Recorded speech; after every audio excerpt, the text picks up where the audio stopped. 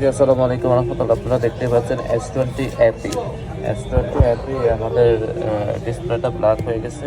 Black মানে একেবারে নাই। তো আমরা দেখব যে এটা প্লাগটা চেঞ্জ করলে হয় কি না, এটা প্লাগটা চেঞ্জ করলে হয় কি না, আশা করি হয়ে যেতে পারে। তো আমরা পরবর্তী দেখাবো ইনশাল্লাহ। কিন্তু প্লাগটা চেঞ্জ করলে শতকরা 90 হয়ে যায় আশা করি। কাস্টমার দেখা গেছে কম করেছে, বেঁচে গেল।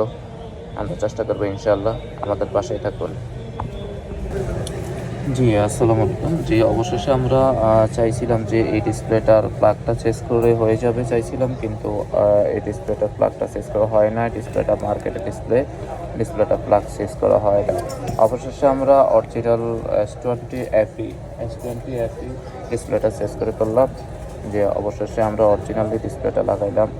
যে আমাদের দেখতে পাচ্ছেন যে আমরা অরিজিনাল ডিসপ্লেটা লাগাইছি। যে কেমন চলতেছে আমরা একটু দেখি।